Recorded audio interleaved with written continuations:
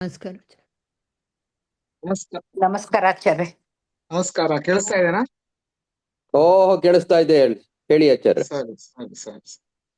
ಪಾಠ ಶುರು ಮಾಡೋಣ. ನಾರಾಯಣಂ ಅಖಿಲ ಪೂರ್ಣ ಗುಣೈಕ ದೇಹಂ ನಿರ್ದೋಷಮಪ್ಪಿತಮಪ್ಪಿಖಿಲೈಸು ಅಖ್ಯೈಃ ತಸ್ಯೋದ್ಭವಾದಿದಮಶೇಷ ವಿಶೇಷತೋಪಿ ವಂದ್ಯಂ ಸದಾ ಪ್ರಿಯತಮಂ ಮಮ ಸನ್ನಮಾಮಿ. ಕೃಷ್ಣಾಯ ವಾಸುದೇವಾಯ ಹರಯೇ ಪರಮಾತ್ಮನೇ ಪ್ರಣತಃ ಕ್ಲೇಶನಾಶಾಯ ಗೋವಿಂದಾಯ ನಮೋ ನಮಃ. ಅಭ್ರಮಂ ಭಂಗರಹಿತಂ ಅಜಡಂ ವಿಮಲಂ ಸದಾ ಆನಂದತೀರ್ಥಮತುಳಂ ಭಜೇ ತಾಪತ್ರಯಾಪಹಂ. ಪೃಥ್ವೀಮಂಡಲಮಧ್ಯಸ್ಥಾಃ ಪೂರ್ಣಬೋಧಮತಾನುಗಾಃ ವೈಷ್ಣವಾಃ ವಿಷ್ಣುಹೃದಯಾಃ ತಾನ್ ನಮಸ್ಸೇ ಗುರೂನ್ ಮಮ.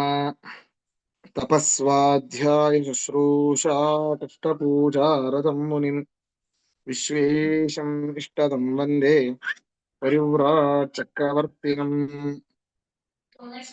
ಶ್ರೀ ಗುರುಭ್ಯೋ ನಮಃ. ಹರಿ ಓಂ. 18ನೇ ಅಧ್ಯಾಯದ 19ನೇ ಶ್ಲೋಕ ಆಗಬೇಕು ಅಂತ ಅನ್ಸುತ್ತೆ, ಹೌದಾ? ಹೌದು, ಹೌದು 100%. ಆಚಾರ್ಯ. ಸರಿ ಸರಿ. ಶ್ಲೋಕವನ್ನು ಓದೋಣ. ಜ್ಞಾನಂ ಕರ್ಮ ಚ ಕರ್ತಾ ಚ ತ್ರಿಧೈವ ಗುಣಭೇದತಃ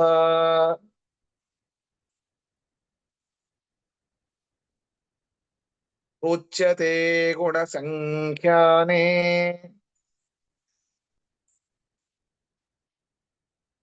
ಯಥಾವತ್ ಶೃಣುತಾನ್ಯಪಿ.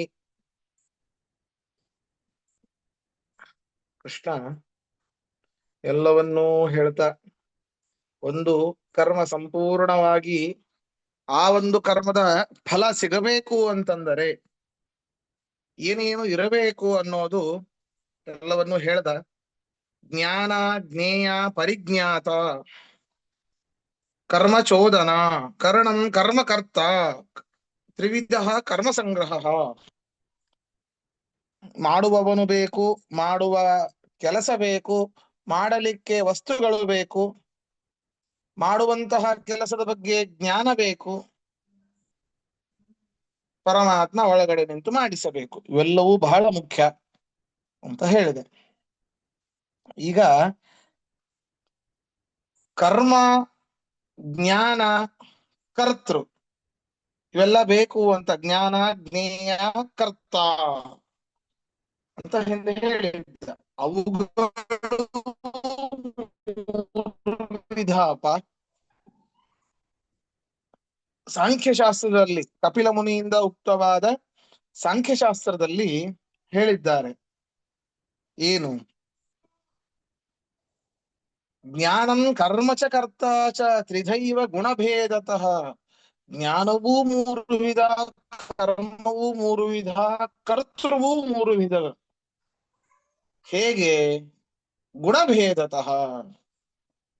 ಸತ್ವ, ರಜಸ್ಸು, ತಮಸ್ಸು, ಸತ್ವಾದಿ ಗುಣಭೇದದಿಂದಾಗಿ ಸಾತ್ವಿಕ ಜ್ಞಾನ, ರಾಜಸ ಜ್ಞಾನ, ತಾಮಸ ಜ್ಞಾನ. ಸಾತ್ವಿಕ ಕರ್ಮ, ರಾಜಸ ಕರ್ಮ, ತಾಮಸ ಕರ್ಮ. ಸಾತ್ವಿಕ ಕರ್ತೃ, ರಾಜಸ ಕರ್ತೃ, ತಾಮಸ ಕರ್ತೃ. ಈ ರೀತಿಯಾಗಿ ಇದರಲ್ಲೂ 3 ರೀತಿಯಾಗಿದೆ. ಜ್ಞಾನದಲ್ಲಿ 3 ರೀತಿ, ಕರ್ಮದಲ್ಲಿ 3 ರೀತಿ, ಕರ್ತೃದಲ್ಲಿ 3 ರೀತಿ. ಇದು ಸಾಂಖ್ಯಶಾಸ್ತ್ರದಲ್ಲಿ, ವೈದಿಕವಾದ ಸಾಂಖ್ಯಶಾಸ್ತ್ರದಲ್ಲಿ ಹೇಳಲಾಗಿದೆ. ಅದರ ಪ್ರಭೇದಗಳನ್ನ ನಾನು ನಿನಗೆ ಹೇಳ್ತೇನೆ, ಮುಂದೆ ಕೇಳು ಎಂಬುದಾಗಿ ಹೇಳಲಿಕ್ಕೆ ಶುರು ಮಾಡಿದ. ಅರ್ಥ ಬರ್ಕೊಳ್ಳಿ. ಜ್ಞಾನಂ, ಜ್ಞಾನವು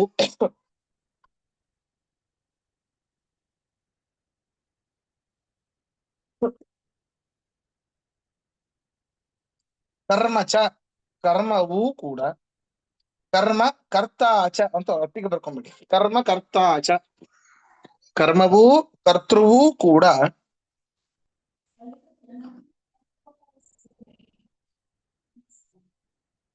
ಕರ್ಮಕರ್ತ ಚ ಕರ್ಮವೂ ಕರ್ತೃವೂ ಕೂಡ ಗುಣಭೇದತಃ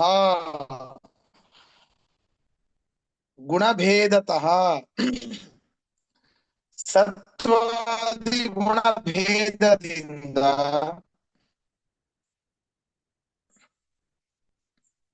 ಸತ್ವಾದಿ ಗುಣಭೇದದಿಂದ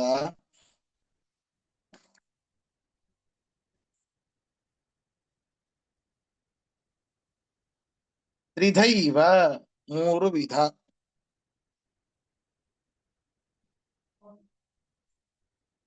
ತ್ರಿಧೈವ ಮೂರು ವಿಧ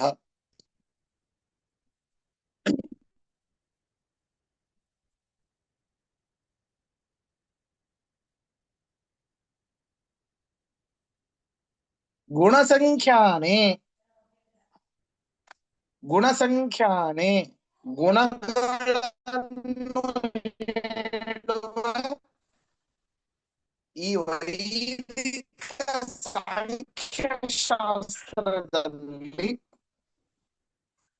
ಗುಣಗಳನ್ನು ಸಂಖ್ಯಾಶಾಸ್ತ್ರದಲ್ಲಿ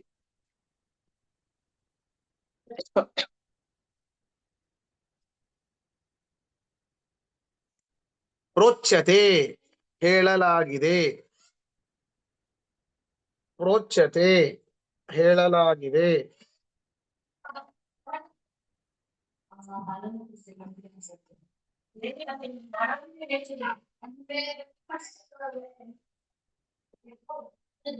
ತಾನಿ ಆ ಪ್ರಭೇದಗಳನ್ನು ತಾನಿ ಆ ಪ್ರಭೇದಗಳನ್ನು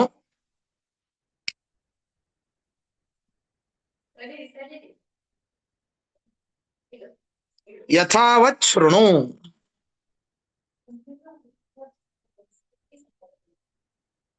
ಯಥಾವತ್ ಶೃಣು ಯಥಾವತ್ ಶೃಣು ಹೇಗಿದೆಯೋ ಹಾಗೆ ಕೇಳು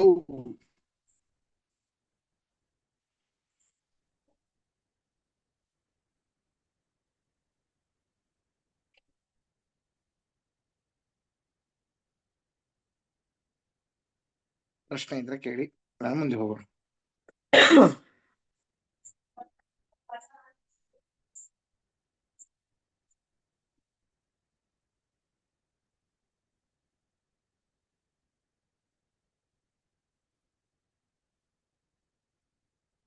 ಆಚಾರ್ಯ ಒಂದು ಸಣ್ಣ ಕ್ವೆಶ್ಚನ್. ಈ ಮೂರು ಕಾಂಬಿನೇಷನ್ ಅಲ್ಲಿ ಯಾವ ರೀತಿ ಬೇಕಾದ್ರೂ ವರ್ಕ್ ಆಗ್ಬೋದು. ಸದ್ಗುಣದಲ್ಲಿ ಕರ್ಮ ರಜಸ್ಸಿದ್ದು ಕರ್ತೃ ತಮಸ್ಸಿರೋ ಆ ತರ ಆಗ್ಬೋದಲ್ವಾ? ಆಗತ್ತೆ. ಅಂದ್ರೆ ಅದೇ ಅಂದ್ರೆ ಈಗ ಎಲ್ಲರ ತಲೆಯಲ್ಲಿ ಓಡ್ತಿರೋ ಕಾಮನ್ ಆಗಿ ಶ್ಲೋಕ ಕೇಳಿದಾಗ ಸಾತ್ವಿಕ ಕರ್ತೃ ಸಾತ್ವಿಕ ಜ್ಞಾನದಿಂದಾಗಿ ಸಾತ್ವಿಕ ಕರ್ಮವನ್ನೇ ಮಾಡುತ್ತಾನೆ ಅಂತ ಅನ್ಸುತ್ತೆ. ಹೌದು, ಹಾಗೇ ಆಗ್ಬೇಕು ಅಂತ ಏನ್ ರೂಲ್ಸ್ ಇಲ್ಲ. ರಾಜಸನಾದವನು ಇವತ್ತು ನಾಳೆ ಸಾತ್ವಿಕ ಆಗಬಹುದು, ಅಥವಾ ರಾಜಸನಾದವನೇನೆ ಸಾತ್ವಿಕ ಜ್ಞಾನವನ್ನ ಪಡೆದು ಸಾತ್ವಿಕ ಕರ್ಮವನ್ನು ಮಾಡಬಹುದು. ಸರಿನಾ? ಆದ್ರೆ ಅದರಲ್ಲಿ ಪರ್ಸೆಂಟೇಜ್ ಕಡಿಮೆ. ಯಾವ್ದಾದ್ರು ಒಂದು ಮಾಡಬಹುದು ಹೊರತು ಯಾವಾಗ್ಲೂ ಸಾತ್ವಿಕ ಕರ್ಮವನ್ನೇ ಮಾಡ್ತಾನೆ ಅನ್ನೋದು ನಿಯಮ ಇಲ್ಲ. ಯಾವಾಗಲೂ ಸಾತ್ವಿಕ ಕರ್ಮವನ್ನೇ ಸಾತ್ವಿಕ ಜ್ಞಾನವನ್ನೇ ಪಡಿತಾನೆ ಅನ್ನೋ ನಿಯಮ ಇಲ್ಲ. ಆ ಸಾತ್ವಿಕ ಜ್ಞಾನದಲ್ಲೂ ಕೆಲವೊಂದು ತಪ್ಪುಗಳನ್ನ ಹುಡುಕುವಂತಹ ಪ್ರಯತ್ನ ಮಾಡ್ತಾನೆ ಈ ರಾಜಸ ಕರ್ತೃ.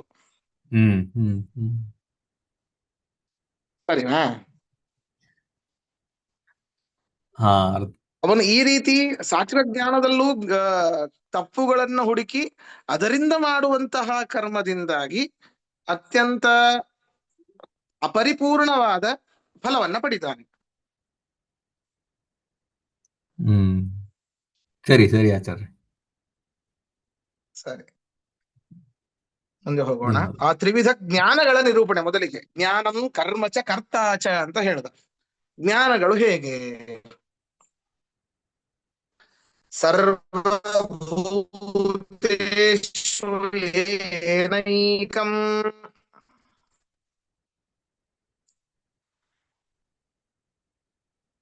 ಭಾವಮವ್ಯಯಮೀಕ್ಷತೆ.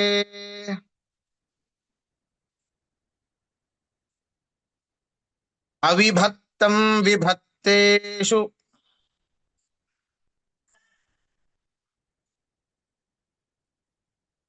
ತಜ್ಞಾನಂ ವಿದ್ಧಿ ಸಾತ್ವಿಕಂ. ನೋಡಿ ಎಷ್ಟು ಸ್ಪಷ್ಟವಾಗಿ ಹೇಳಿದ್ದಾನೆ ಕೃಷ್ಣ ಇಲ್ಲಿ.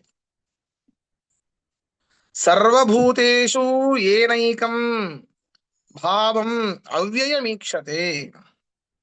ಅತ್ಯಂತ ಪರಸ್ಪರ ಭಿನ್ನರಾದ ಸರ್ವಭೂತೇಷು ಎಲ್ಲಾ ಜೀವರಲ್ಲಿ ಮತ್ತು ಜಡಗಳಲ್ಲೂ ಕೂಡ ವಿಭಕ್ತೇಷು ಭೂತೇಷು ನೋಡ್ರಿ, ವಿಶೇಷವಾಗಿ ಅತ್ಯಂತ ಭಿನ್ನರಾದ, ಅತ್ಯಂತ ತಾರತಮ್ಯದಿಂದ ಕೂಡಿದ.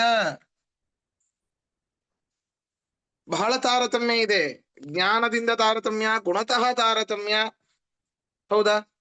ವಿಭಕ್ತೇಷು ಭೂತೇಷು ಸ್ವಾಭಾವಿಕವಾಗಿ ಭಿನ್ನತೆ ಇದೆ. ಅಸ್ವಾಭಿಕವಾದದ್ದು ಯಾವಾಗಲೂ ಒಮ್ಮೆ ತೋರುತ್ತೆ ಅನ್ನೋದು ಹಾಗಲ್ಲ. ಈಗ ಕೆಲವೊಂದು ಮಣಿಗಳಿದೆ, ಅಥವಾ ನಾವೇ ಈಗೊಂದು ರತ್ನಗರ್ಭ ಸಾಲಿಗ್ರಾಮ ಅಂತ ಹೇಳ್ತೇವೆ. ಅದು ದೀಪಕ್ಕೆ ಹಿಡಿದಾಗ ಮಾತ್ರ ಕೆಂಪು ಕಾಣುತ್ತೆ, ಅಥವಾ ಸೂರ್ಯನಿಗೆ ಹಿಡಿದಾಗ ಮಾತ್ರ ಅದು ಕೆಂಪು ಕಾಣುತ್ತೆ. ಅದು ಬಿಟ್ಟು ಉಳಿದ ಸಮಯದಲ್ಲಿ ಅದು ಕೆಂಪಾಗಿ ಕಾಣೋದಿಲ್ಲ. ಹಾಗಾದ್ರೆ ಯಾವಾಗ ಬೇಕಾದಾಗ ಅವಾಗ ಕೆಂಪಾಗಿ ಕಾಣೋದು ಅಂತಲ್ಲ.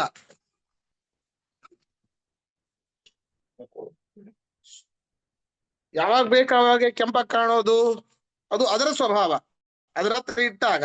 ಹಾಗೆ ಈ ಎಲ್ಲಾ ಜೀವರು ಕೂಡ ಯಾವಾಗ ಬೇಕಾವಾಗ, ಎಲ್ಲಾ ಜಡಗಳು, ಬರೀ ಭೂತಗಳು ಅಂತಂದ್ರೆ ಪ್ರಪಂಚದಲ್ಲಿ ಇರುವಂತಹ ಎಲ್ಲವೂ ಒಂದರ್ಥ. ಪ್ರಪಂಚದಲ್ಲಿ ಇರೋ ಎಲ್ಲವೂ ಒಂದರ್ಥ. ಆದ್ದರಿಂದ ಅದು ಪರಸ್ಪರವಾಗಿ ಭಿನ್ನರಾಗಿದ್ದಾರೆ. ವಿಭಕ್ತೇಷು ಸ್ವಾಭಾವಿಕವಾದ ಭಿನ್ನತೆ ಇದ್ದೇ ಇದೆ. ಒಬ್ಬ ಜೀವನಲ್ಲಿಯೇನೆ, ಅವನ ಶರೀರದಲ್ಲಿಯೇನೆ ಎಷ್ಟೋ ಭಿನ್ನತೆಗಳಿದೆ. ಒಂದು ಬೆರಳಚ್ಚು ಇನ್ನೊಂದು ಬೆರಳಿಗಿಲ್ಲ, ಹೌದಾ?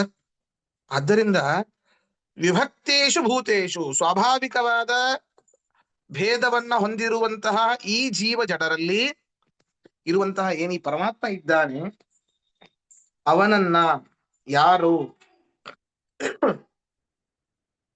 ಅವನೇ ಪ್ರಧಾನ ಅಂತ ಯಾರು ತಿಳಿತಾರೋ, ಅಥವಾ ಅವನಲ್ಲಿ ಇರುವಂತಹ, ಅವನು ಯಾರಲ್ಲಿ ಇದ್ದಾನೆ, ಎಲ್ಲರಲ್ಲೂ ಇದ್ದಾನಲ್ಲ. ಹಿಂದೆ ಬಂದಿದೆ ಅನೇಕ ಬಾರಿ. ಶುನಿಚೈವ ಸ್ವಪಾಕೇಚ ಪಂಡಿತ ಸಮದರ್ಶಿನಃ. ನಾಯಿಯಲ್ಲಿ, ಹಸ್ತಿಯಲ್ಲಿ, ಜ್ಞಾನಿಯಲ್ಲಿ, ಶೊಬಚಿನಲ್ಲಿ ಇರುವಂತಹ ಪರಮಾತ್ಮ ಎಲ್ಲವೂ, ಎಲ್ಲಾ ಪರಮಾತ್ಮನ ರೂಪಗಳು ಒಂದೇ, ಯಾವ ಭೇದ ಇಲ್ಲ ಅಂತ ತಿಳಿಬೇಕು. ಯಾರು ಹೀಗೆ ತಿಳಿತಾರೋ ಅಂತಹ ಪರಮಾತ್ಮನು ಅವ್ಯಯ, ನಾಶರಹಿತನಾಗಿದ್ದಾನೆ ಅಂತ ಯಾರು ತಿಳಿತಾನೋ, ಯಾವ ಒಂದು ಜ್ಞಾನದಿಂದ, ಸಾತ್ವಿಕವಾದ ಜ್ಞಾನದಿಂದ ಏನ್ ತಿಳಿತಾನೋ, ಅಂದ್ರೆ ಈ ಒಂದು ಜ್ಞಾನ ಏನಿದೆ, ಪರಸ್ಪರ ಭಿನ್ನರಾದ ಜೀವ ಜಡರಲ್ಲಿ ಇರುವಂತಹ ಪರಮಾತ್ಮ ಅವನೇ ಪ್ರಧಾನ, ಅವನು ಭೇದರಹಿತನಾಗಿದ್ದಾನೆ. ಅರ್ಥಾತ್ ನೋಡ್ರಿ, ಭೇದರಹಿತ ಅಂತಂದ್ರೆ ನಮಗೂ ಅವನಿಗೂ ಅಭೇದ ಇದೆ ಅಂತ ಅರ್ಥ ಅಲ್ಲ. ಪ್ರತಿಯೊಂದು ಜೀವರಲ್ಲೂ ಇರುವಂತಹ ಪರಮಾತ್ಮ ಭೇದರಹಿತನಾಗಿದ್ದಾನೆ. ಅಂದ್ರೆ ಪರಮಾತ್ಮನ ರೂಪಗಳಿಗೆ ಭೇದ ಇಲ್ಲ. ನೇಹ ನಾನಾಸ್ತಿ ಕಿಂಚನ, ಇಹ ಕಿಂಚನ ನಾನಾ ನಾಸ್ತಿ. ಇಹ ಬ್ರಹ್ಮಸ್ವರೂಪದಲ್ಲಿ, ಪರಮಾತ್ಮನ ಅನೇಕ ರೂಪಗಳಲ್ಲಿ, ಅವತಾರ ರೂಪಗಳಲ್ಲಿ, ಕಿಂಚನ ನಾನಾ, ಸ್ವಲ್ಪೂ, ನಾನಾ ಅಂದ್ರೆ ಭೇದ, ಸ್ವಲ್ಪೂ ಕೂಡ ಭೇದ ನಾಸ್ತಿ, ಇಲ್ಲ.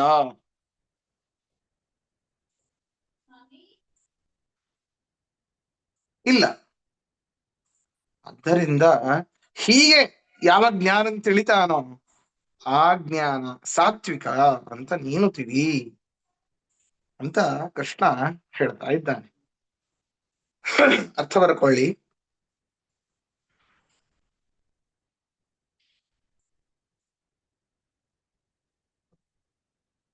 ವಿಭಕ್ತೇಷು ಸರ್ವಭೂತೇಷು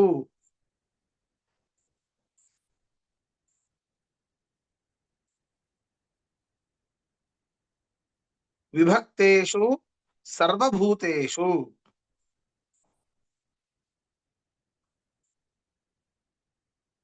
ಪರಸ್ಪರ ಭಿನ್ನರಾದ ಎಲ್ಲ ಜೀವ ಜಡಗಳಲ್ಲಿ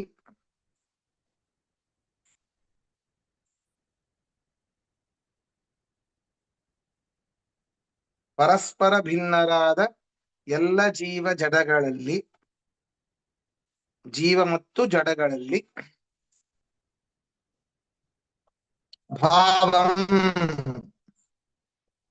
ಭಾವಂ ಯಾವಾಗಲೂ ಇರುವ ಪರಮಾತ್ಮನನ್ನು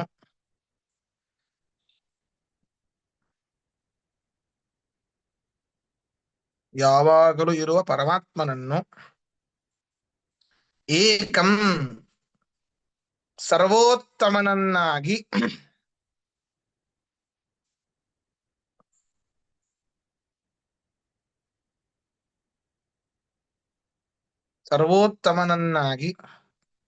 ಅವಿಭಕ್ತಂ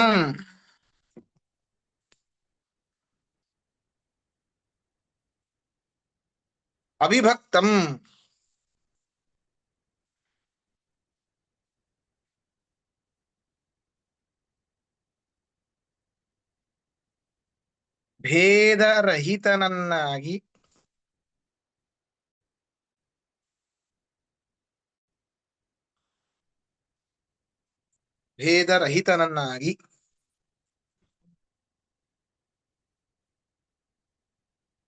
ಅವ್ಯಯಂ ನಾಶರಹಿತನನ್ನಾಗಿ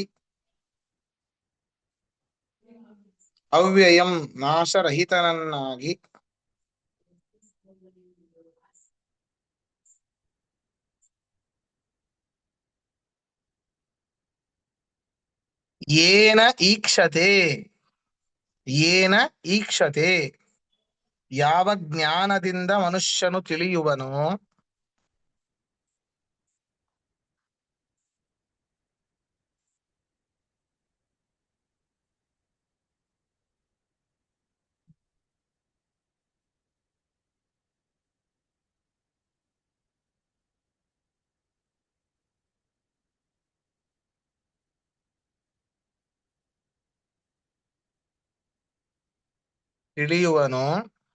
ತಜ್ಞಾನಂ ಆ ಜ್ಞಾನವನ್ನು ಸಾತ್ವಿಕಂ ವಿದ್ಧಿ.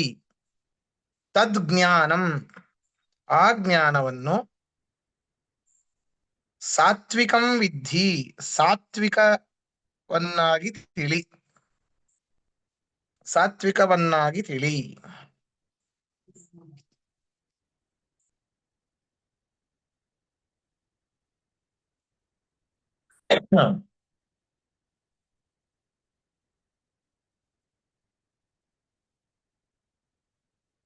ಪ್ರಶ್ನೆ ಇದ್ರೆ ಕೇಳಿ.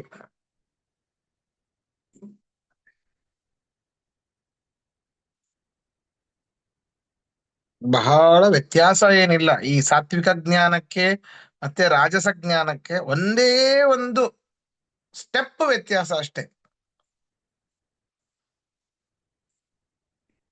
ಒಂದು ಹೇಳ್ತಾನೆ ಕೃಷ್ಣ ಅದನ್ನು,